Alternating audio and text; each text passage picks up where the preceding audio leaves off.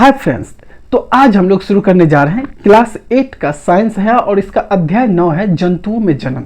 इससे पहले हम लोगों ने इसी चैप्टर का 2 वीडियो कर चुके हैं, तो तुम लोगों में से किसी ने अगर नहीं देखा है तो प्लेलिस्ट में तुम लोगों को मिल जाएगा, जाकर देख लेना, ठीक है। और ये वीडियो जो तुम लोग देखोगे, इससे पहले मैं यही बोलूँगा कि कॉपी और कलम साथ में लेके बैठो और अभी का काम अभी नोट कर लो, इससे बाद में तुम रिवीजन आराम से कर सकते हो।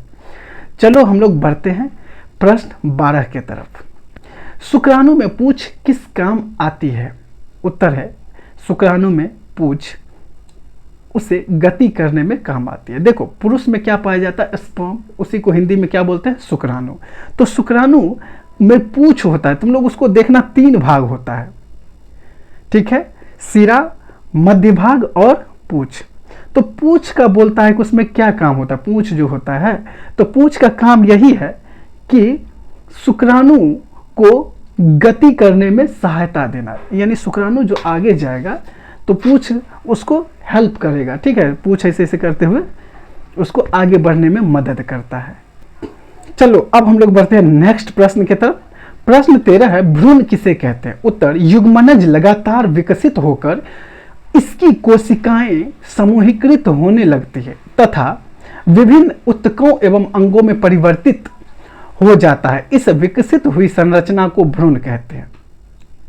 देखो, अब क्या हुआ कि फीमेल का अंडाणु और मेल का शुक्राणु, ये दोनों आपस में मिला और क्या हुआ?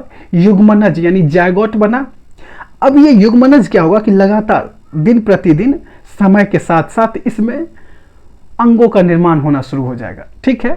धीरे धीरे अंगों में परिवर्तित होने लगेगा, ये बड़ा होने लगेगा, फिर इसमें पार्ट्स वगैरह बनने लगेंगे। तो ये जो विकसित हुई संरचना है ना, इसे ही हम बोलेंगे भ्रूण, ठीक है। प्रश्न 14 है, भ्रूण कहाँ रोपित होता है? उत्तर है, भ्रूण गर्भाशय की दीवार में रोपित होता है। देखो, ये जो भ्रूण है ना, ये कहाँ पे रोपित होता है? तो भ्रूण बोलता है गर्भाशय के दीवार पे रोपित होता है, वहां पे ही वो भ्रूण जो है बड़ा होगा, फिर बच्चे का निर्माण होगा, ठीक है। चलो अब हम लोग बढ़ते हैं प्रश्न 15 की तरफ। प्रश्न 15 है, गर्भ किसे कहते हैं? उत्तर, भ्रूण की वह अवस्था जिसमें सभी शारीरिक अंगों की पहचान हो सके गर्भ कहलाता है। देखो, बोलता है भ्रूण का वह अवस्था जिस समय शारीरिक अंगों की पहचान होना शुरू हो जाए। जब भ्रूण को देखने पे उसके ये पता चलने लगे कि ये पाँव है, हाथ है, नाक है, आँख है, मुंह है, कान है, ये सारी चीजें पता लगने लगता है, यानी शरीर के अंगों का पता लगने लगता है, दिखने लगता है, पहचान होने लगता है। उसी अवस्था को बोलते हैं गर्भ, ठीक है। आ गया बात समझ में? चलो अब हम लोग बढ़ते हैं प्रश्न 16 की तरफ। जरायु जंतु एवं अंडप्रजक जंतु में एक अंतर लिखिए।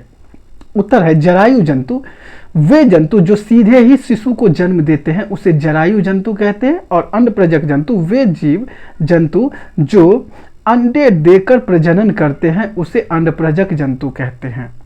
ऐसा जीव जो सीधे जीव को जन्म दे, सीधे शिशु को, बच्चे को जन्म दे, तो उसे ही हम बोलते हैं जरायु जंतु, ठीक है। जिसमें मनुष्य, कुत्ता, बिल्ली, हाथी, घोड़ा, ये सब के सब जरायु जंतु है जो बच्चे को जन्म देता है, ठीक है।